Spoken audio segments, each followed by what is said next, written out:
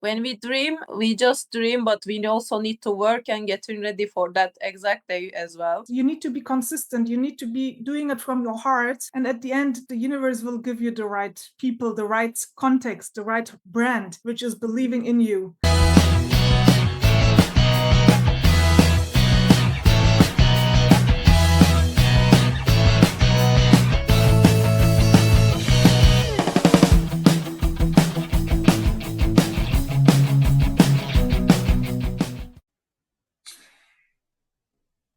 Hello, Bengisu Avcı is today here in my podcast, and she is the first Turkish woman who completed the Ocean 7 in swimming. I have deep respect to you, and people know we are both coming from Turkey. We both speaking Turkish. Maybe it's a little bit strange for those people who knows Turkish, but I want to share your story, this kind of story worldwide, that not just only Turkey can hear, but globally, your voice should be recognized and should be heard. And I think you have so many stories and so many insights based on your experience. So congratulations, Bengisu. You did the impossible, and you are the first Turkish human, let's say, not even woman, who completed the Ocean 7. And maybe you can introduce yourself quickly and also introduce what is Ocean 7 exactly. Well, thank you for inviting for this program. It's just brand new program.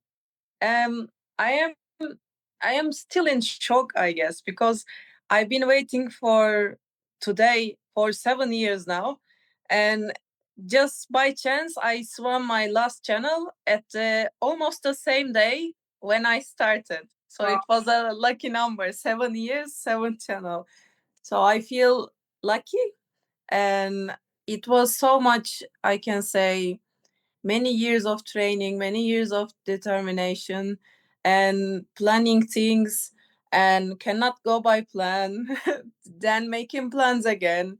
And it was just, everything was so overwhelming for me. But at the same time, I can say I find myself peaceful when I'm swimming, and I just learn to accept everything.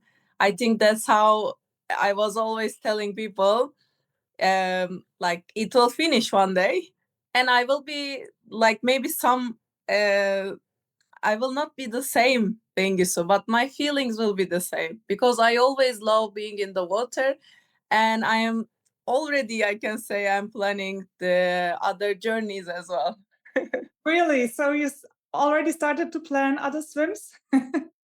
We are swimmers. We love to swim, as in ice swimming and as in channel swimming. And I think uh, the goals are great. To achieve your goal is great, but also keeping the journey going, for like going into another challenges. It can be anything, I guess. Just stepping into, like you said, out of comfort zone for another challenge. Yeah, I think that's really great. So you didn't just focus on the results, you enjoy the whole journey, including also the challenges. You accepted that, and you find always different solutions with your growth mindset.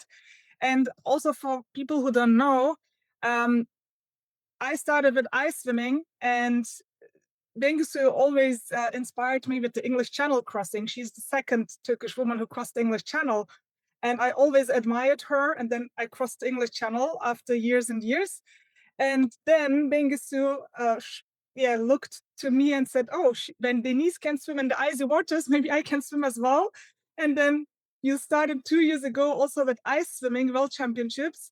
And now you even didn't get a world champion, you get a world record holder in your age category. So I'm really so proud of you. And that shows also we can support each other, we can inspire each other, and there is no competition.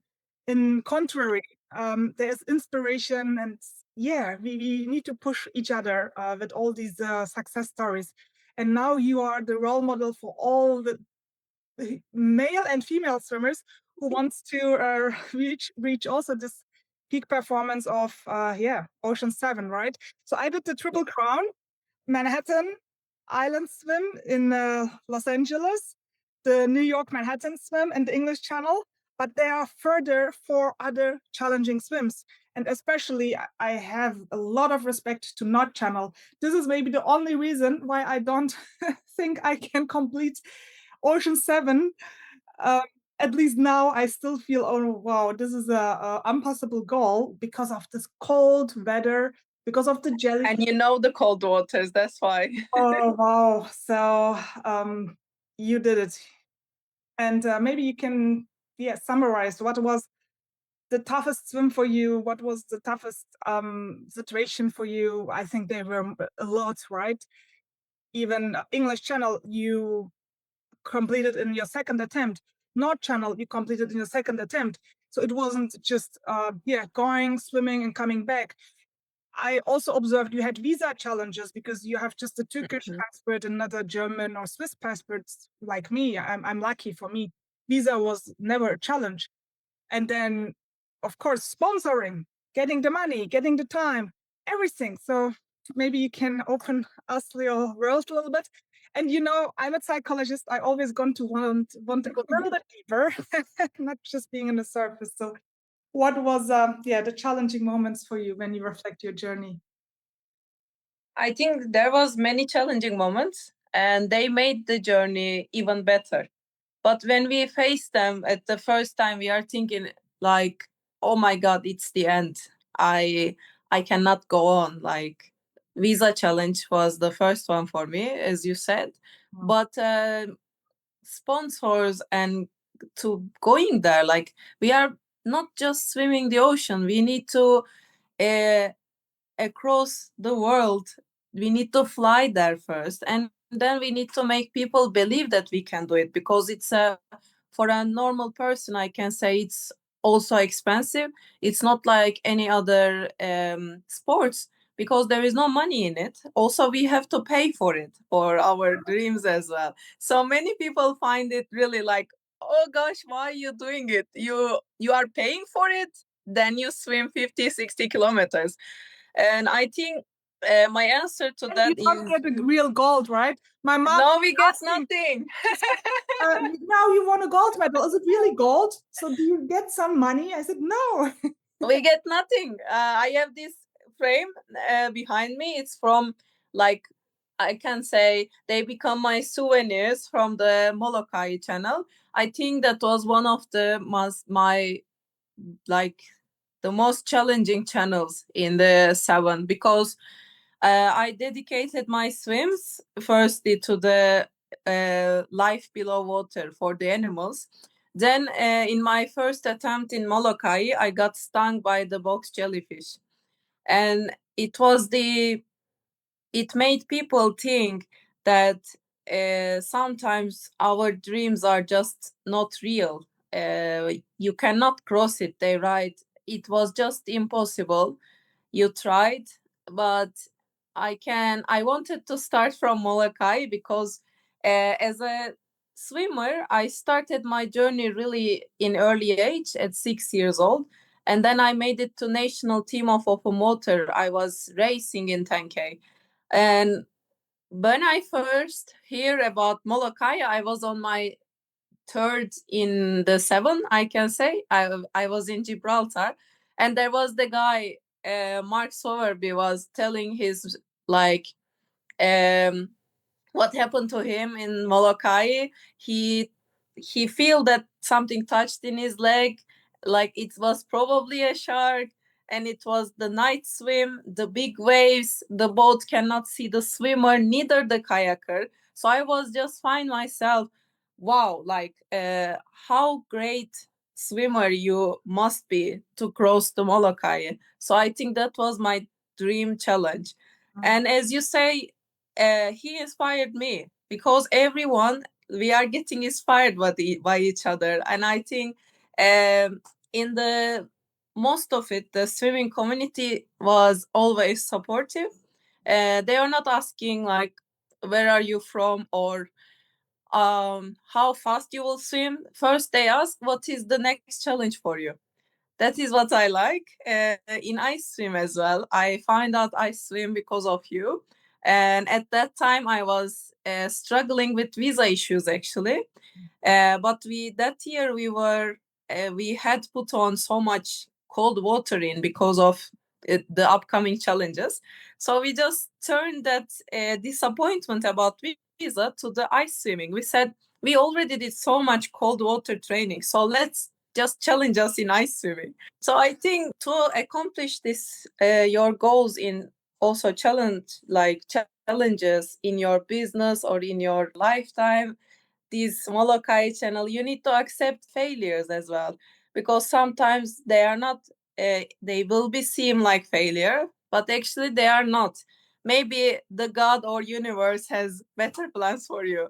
Yeah. And I was always reading this sentence, but I was saying, yeah, they write so. No, it's real. I can tell you that now that it's real because I find myself going to Molokai. I got stung by jellyfish after 12 hours of swimming in the ocean, and it was really hard. I got out, I wasn't able to breathe. And I know what will happen next, what might happen next. I was having uh, like a panic attack. My heart was racing. I couldn't breathe. So they they abort my swim. But that day, I can say when you go really deep, you feel like everything is like that's the end. I cannot do because we had the sponsors. I was telling it about my friends that I will do it, but then eventually I got ready for it, but I couldn't change it. I Yeah. cannot just take the jellyfish out from there. So I had to accept it, I can say. And not many people knows. They know that I got stung from the jellyfish, but they don't know that I waited many months from May till the captain called me in October. I was waiting with my luggage ready, with all the medicine I can take against jellyfish, with all the creams, with all the supplements that I may not find in Hawaii.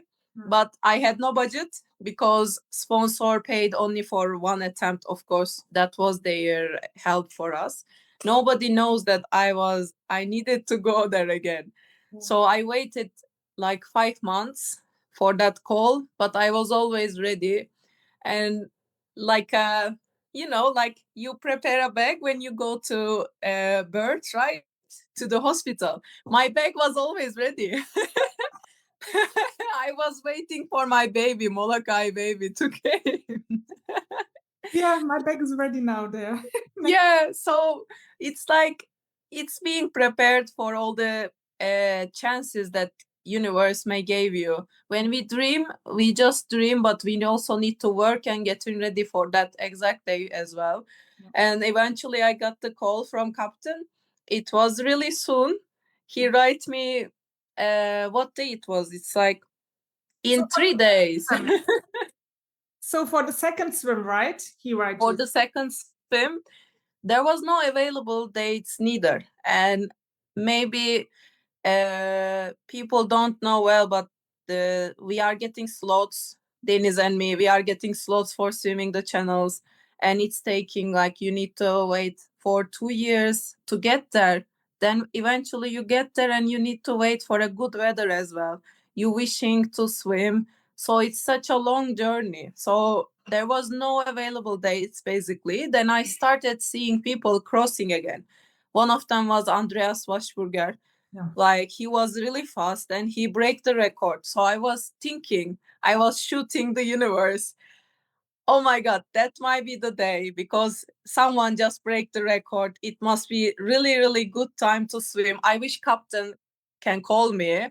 And he sent me the message. Right. He said, in 3 days you can swim.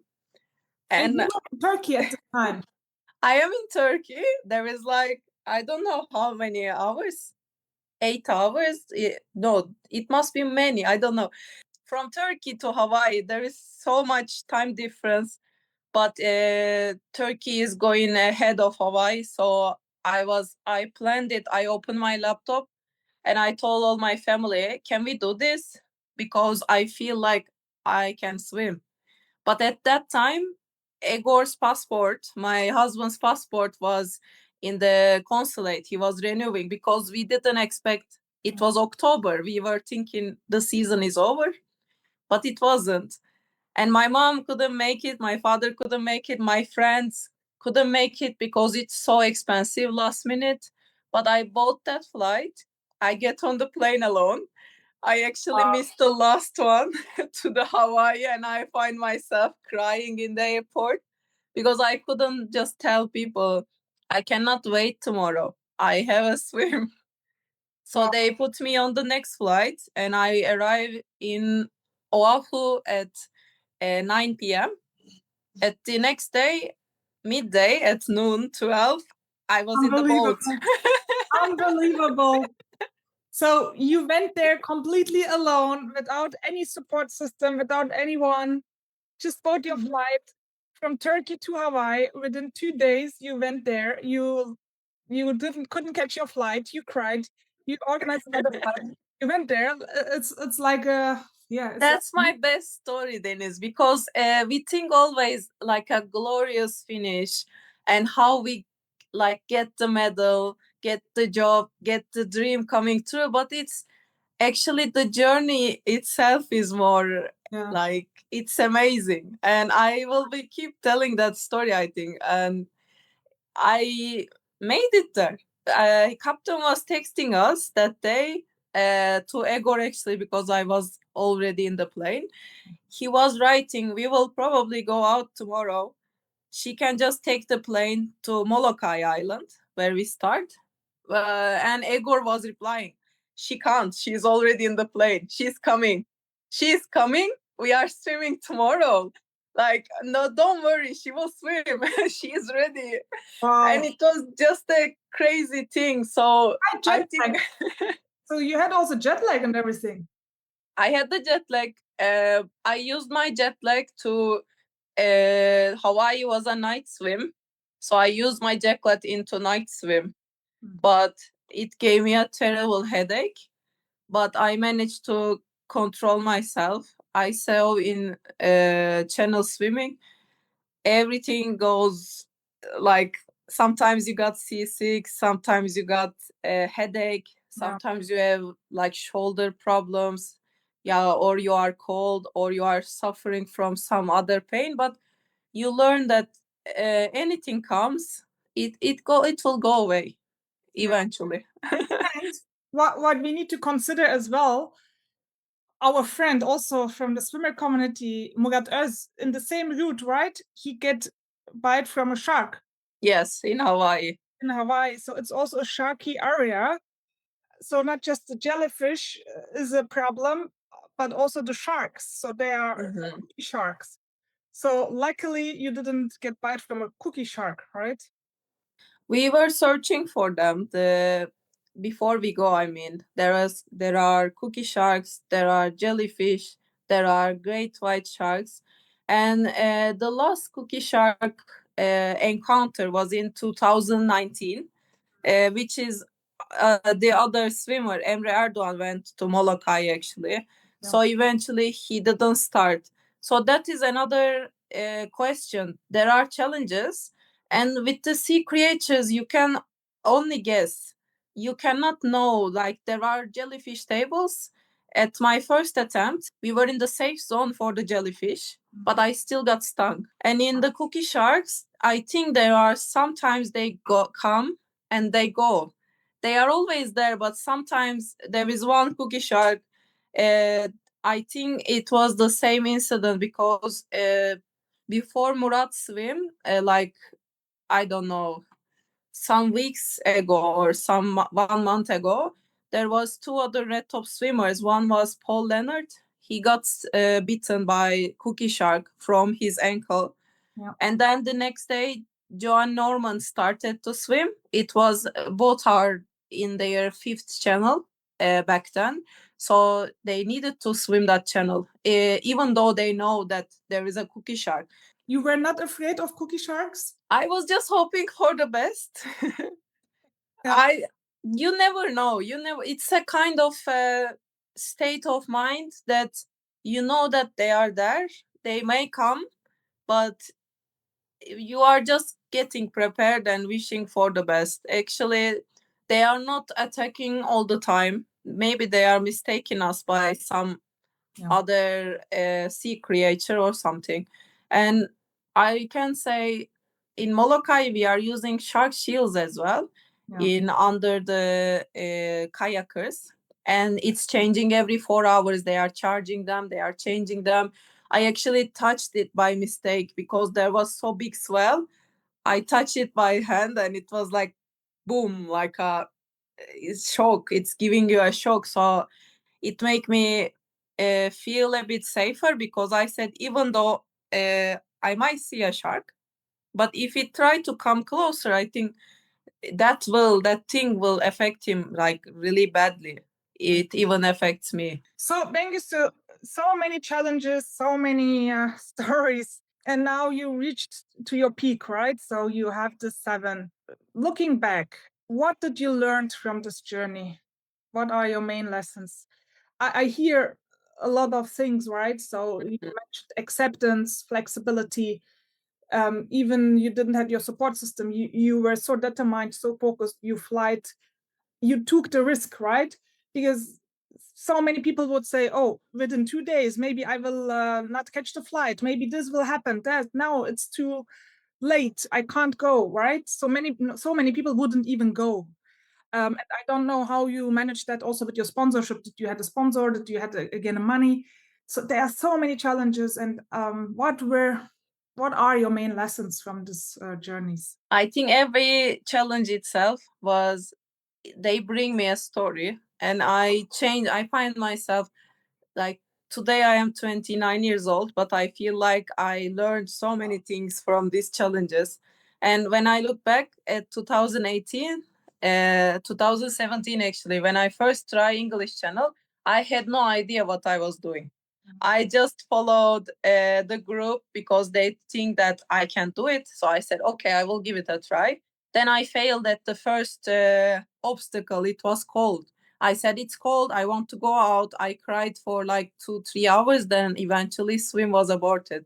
But now when I look at the Tisugaru, where I came from just like, I don't know, 5, 6 days ago, um, there were sharks, there were really strong currents.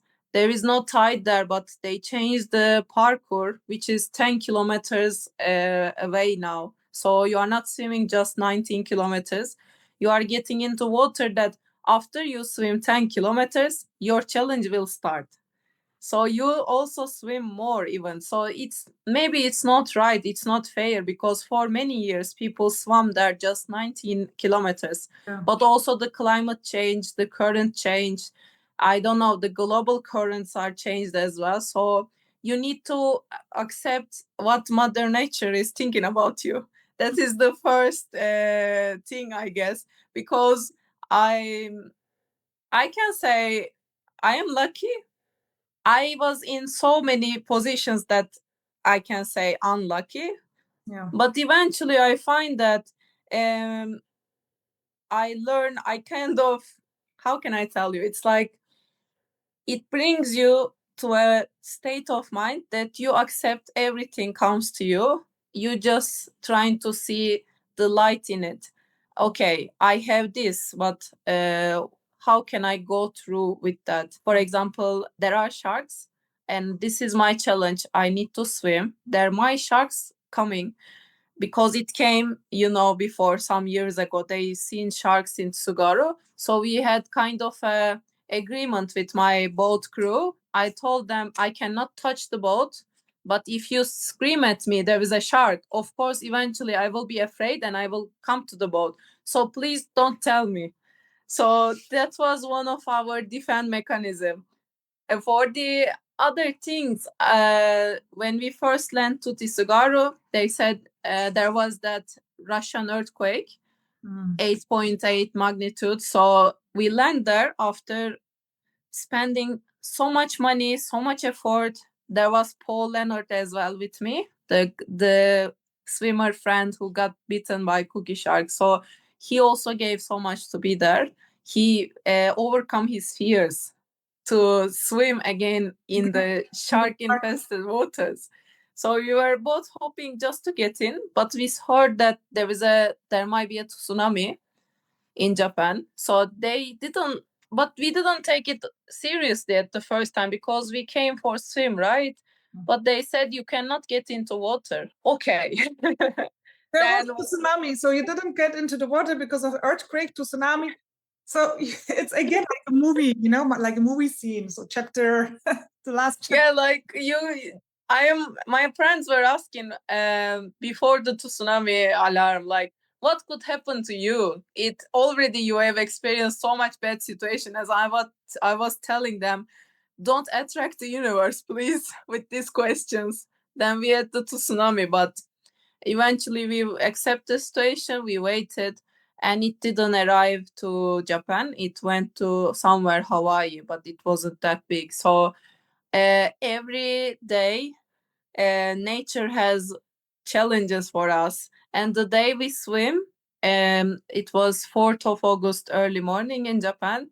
It was a lovely day. There was not even like a small choppy waters. There was nothing in the water. It was like a lake. Nice. So we were like, oh, finally we will have a nice day. But no, there was really strong currents, and we find ourselves pushing non-stop. First against us, we had it from ahead, which was not in the plan because we've been told that it will come from the left side, left shoulder of us. That's why we got that position. But then we keep struggling against the current, and my father, my mom was watching us. They said, you were not moving, you were at the same place. So I was 11 hours in after the like halfway of the channel, and I had the deepest point. I said, I am pushing so much, and I'm giving my 100%. I cannot go faster. I don't think we will reach that point again. Like, we cannot go.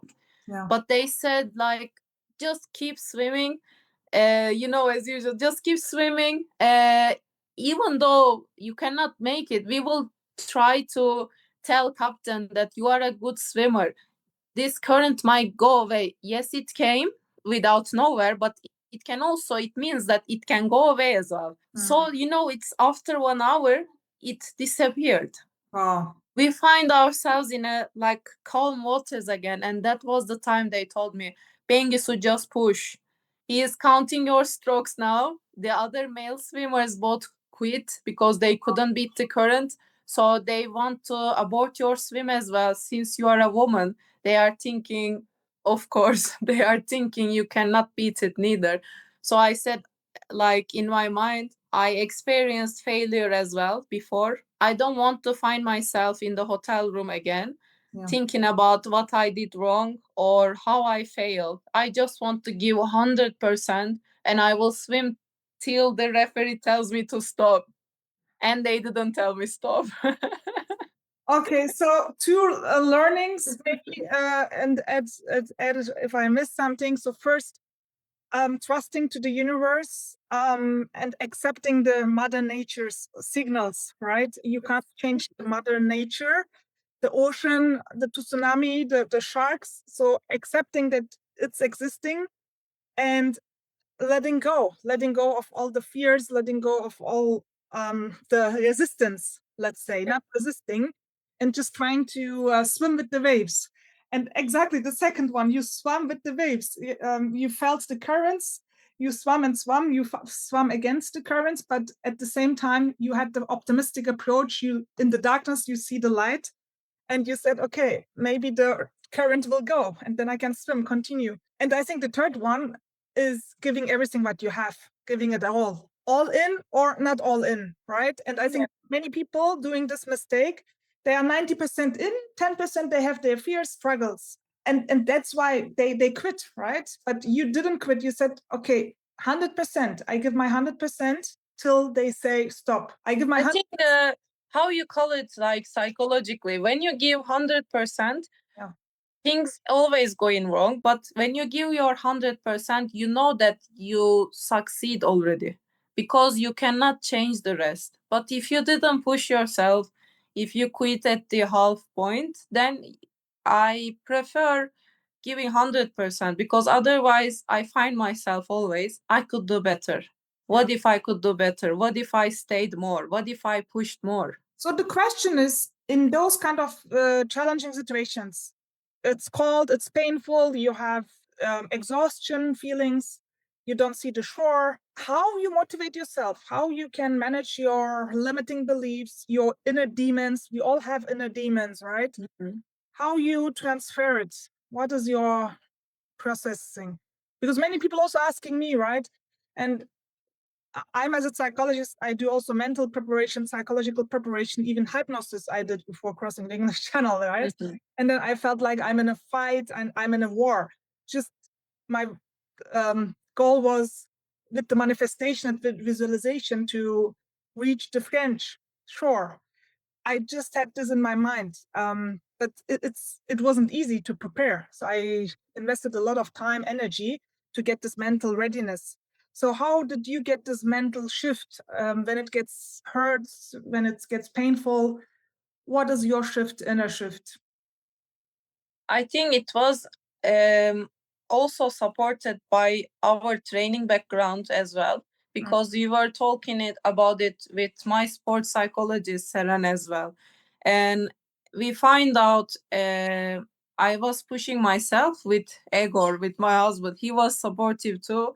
So every day, even if it's raining, even if it's the sea is not so good to swim, we were just saying, okay, let's get in and let's give that 100%. Let's just see what we will feel in the water. And before Hawaii and before Tsugaru, I knew that I might swim 15 hours plus 15 hours. And I trained for that. Last month, before the Irish North Channel and the Tsugaru, I did 180 kilometers as training. It's almost the same as I was doing when I was like on my prime. So with that much training, it gave me confidence. Even the things may go wrong, I am able to go, if I'm able to push more. Yeah. Because before that, in my first years, I didn't have that much training. In cold as well, we push ourselves in the coldest waters of Çanakkale. Then we went to ice swimming with you. I experienced the coldest there. Then I find myself, it's like the first day in Japan, we we went to an onsen, and there was hot water and also cold water. And the cold water was 17 degrees. I said, this is not cold. Yes, right? The more you step out of your comfort zone, the more your comfort zone expands, right? So 17 degrees is your comfort zone already. But it wasn't before. I was having hypothermia in 17. Yeah. It's not just training. Okay, I gain weight. Okay, I put on so much hours, but also I came to a point that, like, okay, it's cold, but I hear myself saying, it's cold, but it's not getting into me. I feel in on my arms, on my tissue, that it's cold, but I'm not cold. I don't feel cold. And that is just, I don't know, incredible. How The your transformation. body can make it, like. Yeah. So we always speak about transformation, and this is an example again. It's not just about physical transformation, it's the mental transformation, the emotional transformation, even the soul transformation, that you have more faith, you trust more to the universe, you accept what's coming, being flexible, right? That's the combination. And you mentioned also the sports psychologist. So she had also support, then she supported you with the mental and emotional preparation. Yes. For sure, right? So in what extent do you think, what was it helpful for you? I think my reason to start with start working with sports psychologists wasn't actually the stress or fear as usual. My afraid was these days sportsmen also needs to be shown in social media, and I was telling, like, I need sponsorship, so I need to be visible on social media as well, but I don't want to quite spend so time to it. And it cannot how can I say, show my personality, because I am not like that. I am determined. I love nature. I want to be there, and I can push myself for so many hours. I really don't care how many followers I have, because I have real people following me. You as well. Like, we got people got inspired but by us, and then they reach us like, Bengisu, you doing these things, which is amazing. I don't know you, but I just find you, like, good luck, things like that. So that was enough for me. But in Turkey or in many places around the world, it seemed like it's not enough. So it made me like think, maybe I'm not doing enough, or I'm not good enough because I don't have so much visibility. Yeah. That's how she helped me. I think she gave me back my ego, which is not in a bad way, but a good way, because she told me, like, you love being there, right? And that was, I can say, 2 years of working summary was, Bengisu, you love being there. That is the most important thing. And every time, even in pain, even when I have doubts, I was thinking, Yeah. yes, it's painful. I may not reach at the other shore. I wanted it so much, but I love being there. This is so amazing. Thank you for your so openness, honesty, because I think many sports people or many also artists, they struggle with the same feeling, right? So the more you do extraordinary things, the more you need support, the more you need sponsors. And then suddenly you are not just an athlete anymore. Suddenly you need to be an influencer. You need Yes. your own marketing manager. You need to work on your own visibility. And it's also costing, or not costing, but draining so energy, because you just want to be the athlete, right? You just want to swim, push yourself, eat, drink, sleep, and focus on your goal. And at the same time, you are having concerns about the budget, money, sponsorship, visibility. And the sponsors, of course, they are challenging you and asking. I felt the same, right? Asking, okay, how is your engaging rate? How many followers you have? How many likes? How many What comments? can you give to us? How What much can you give to visibility us? you can give us? And suddenly your own worth suddenly is be defined from the sponsor's perspective, will be defined from your followers. And then suddenly you are in a space of millions of people, millions of followers, and there are so many followers. They don't do so extraordinary things. They have more followers, and suddenly you are comparing yourself with all this world and say, "Oh, who am I? What is my worth?" So, like identical crisis. And I think so many people would relate what you're telling now. And it's not about likes, comments, followers. You do it from your heart. That was the same with me. Some people ask me, why you do this? Are you doing it for getting popularity, visibility? I said, no, I swim every day in the lake, in the cold. So I don't film myself every day for social media. You can't. You basically, So you can't. even if I get more likes, or even if I get money, it is not worth. So if you don't have this intrinsic motivation, you can't do this what we do. So yeah, and I think that is so powerful that the psychologists also then give you the power again to say, hey, you do it, you love it, no matter what happens. So you are in your own space, right? You don't do it to get followers. You don't do it to in a conditional way to be popular. So you are just be. And I think that's the biggest gift, when you can be, not doing it for something, but you are embodies your vision, right? And then the followers come and the sponsors come, and at the end, Yeah. I think you are so successful with all the sponsors, right? At the end, it worked out. It worked out. It reached me to the sponsor. Maybe I can mention Aksa Turkey. They are my first sponsors. They were helping me with so much. I needed so much budget as well. But Yeah. then I had to refuse so many sponsors that basically focus on my followers or how I show their brand. I find someone that believes what I am doing, about the sea creatures, about the ocean life, and everything. So Yeah. I can say, if there is someone going through this situation now, like, it will be hard, because it like at the end you need money to reach your dreams sometimes, but like if you wait, there are right people coming to you. I Exactly. think universe is sending them to you. Yes, exactly. I'm thinking about my sponsorship. I also searched a lot for sponsorship. I have a lot of followers and popular also in business, but so many people who I knew, where I thought they can give me sponsorship, no one gave. And one day in LinkedIn, I saw some Turkish CEO is liking my post, and then it was just coming from my heart. I sent him a message and said, "Oh, thank you so much for liking my post in LinkedIn. By the way, I want to cross the English channel. I looking for sponsorship for collaboration if you're interested."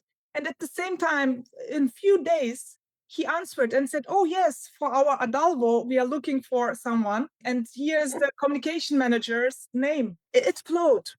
So I think, yes, you need to be consistent. You need to be doing it from your heart.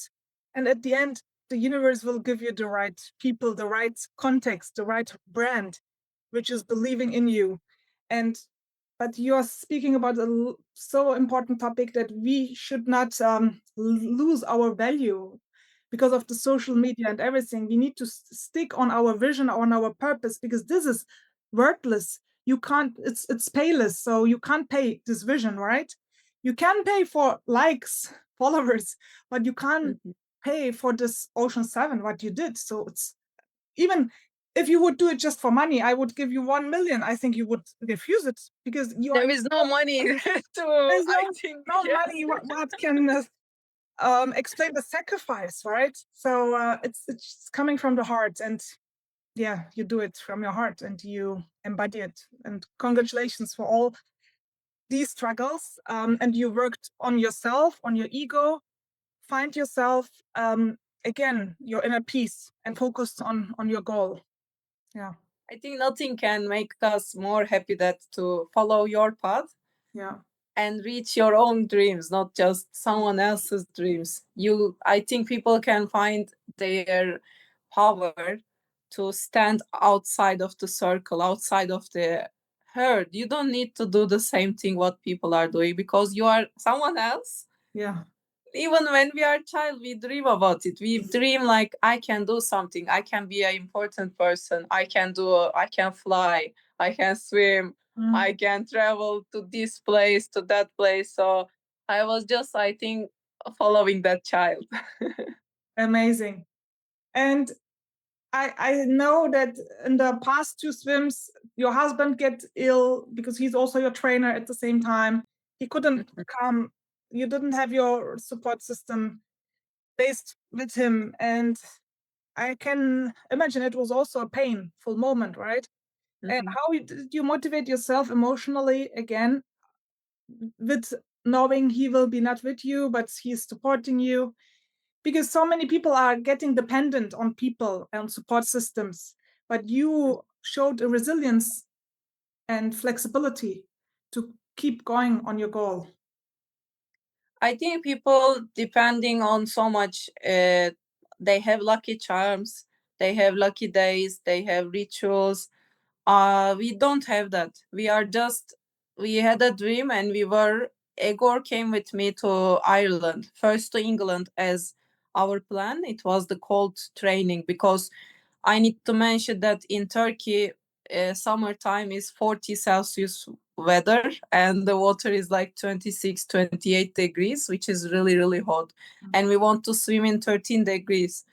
So we were training for that. We start in England, and at that time he was already recovering from pneumonia.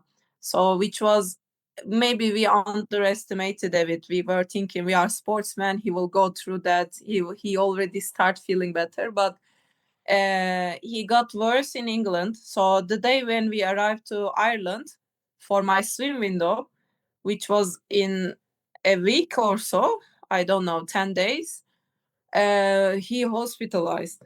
Uh, he was at the room. He told me, just go to the training. I will be waiting for you. And when I come back home, I find him. He cannot breathe.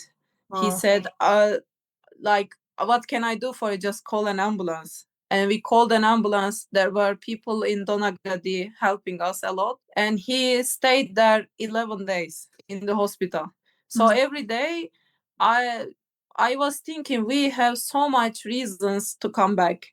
He is so sick and he needed to stay in hospital.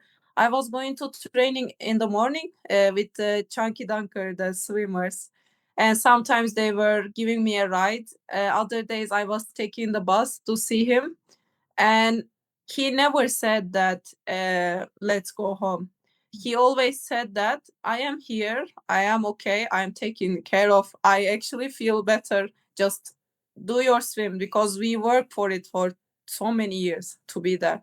And with that motivation I was coming home alone. I hired the apartment. It's a big apartment. We planned my friends will come, my family will come. No one was there. It was just me, and every day it was morning training, then going to hospital and going to swim again.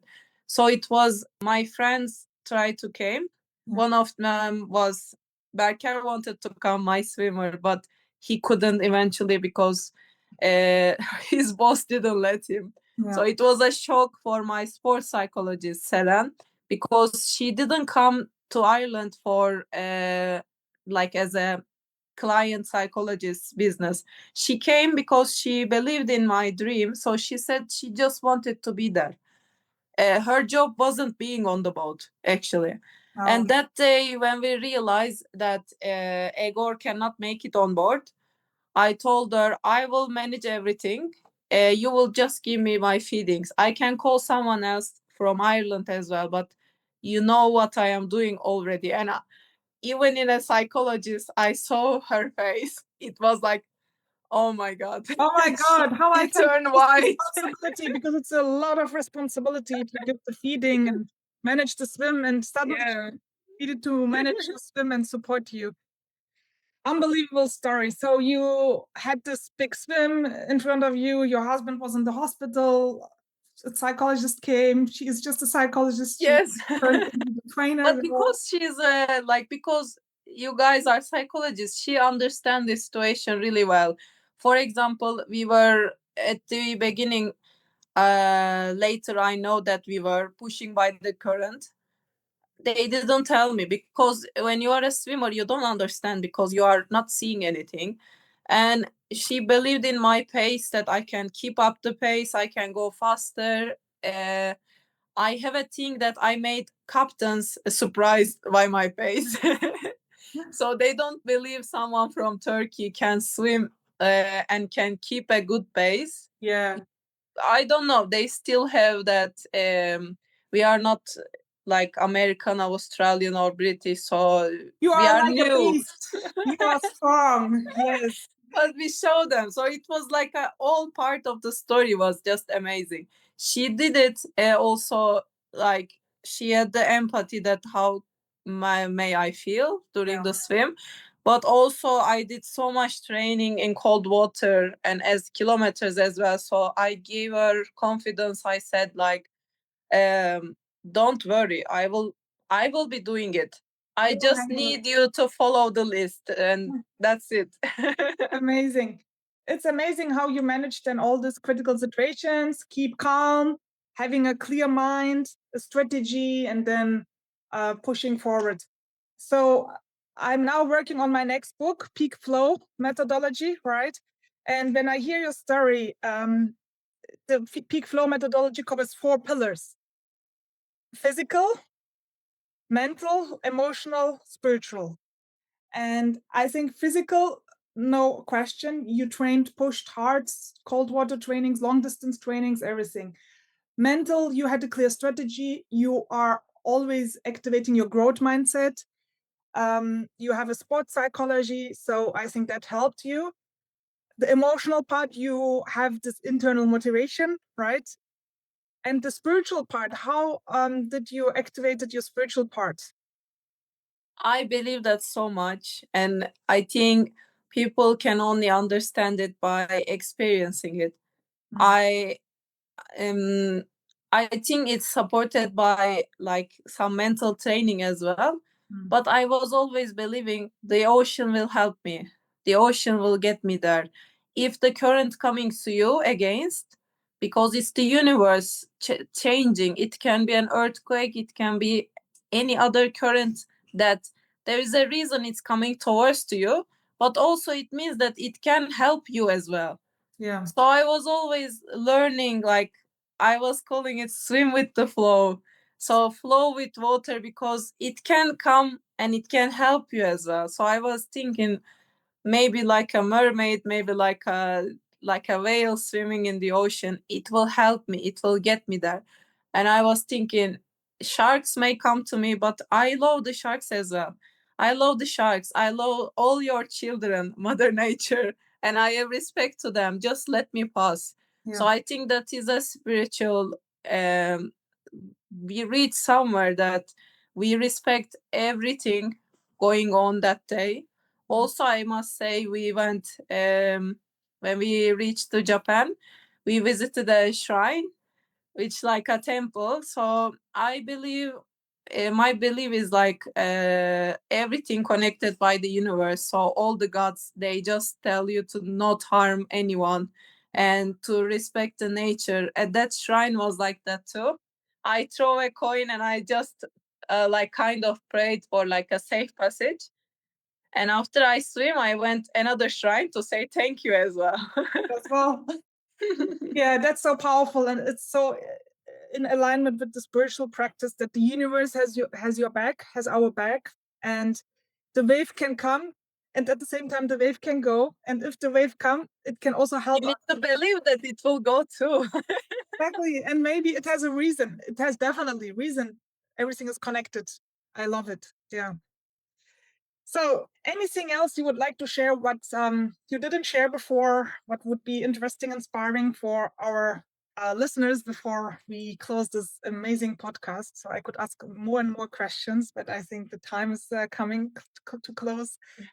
But anything you would like to share, what you maybe didn't share before? I think I seen in these years, I got a chance to work with people, meet with people like me as well. But also, I see how we are losing our connection with nature when we are working in our offices. I believe there will be many people working and just opening their laptop and watching us right now.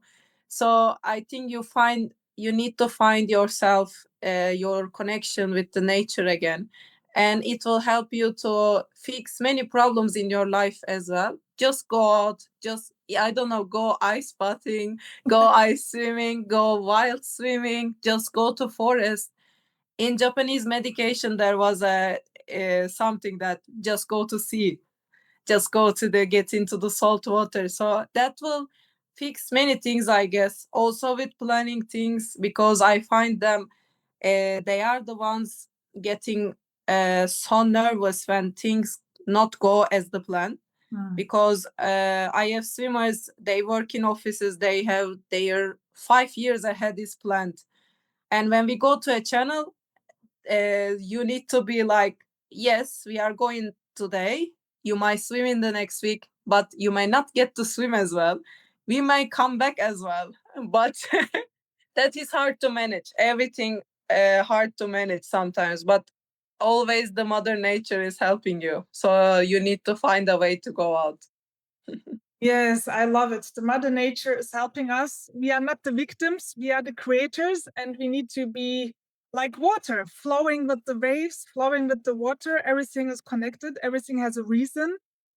And flexible. Yes, I also not believe in this 5 years planning anymore, especially in the world of AI. Everything is getting distracted, and yeah, we can't predict everything, right?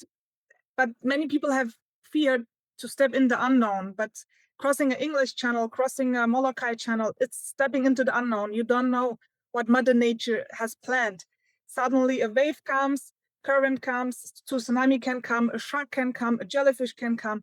It's like the life. Everything can come, everything can go. And what has come maybe helps us to open our eyes, to increase our awareness, to find our higher purpose, right? So even bad things can help us to upgrade ourselves. as in your story. You crossed the English Channel twice. You went to Hawaii twice. You didn't say, oh, I fell, now it's done. You said, okay, I fell, I learned, I continue in an upgraded version of myself. And this is growth. This is what life brings us, learning from every challenge and being a better version of yourself. And now you created magic as a creator out of your comfort zone. That's how we explore ourselves, I think.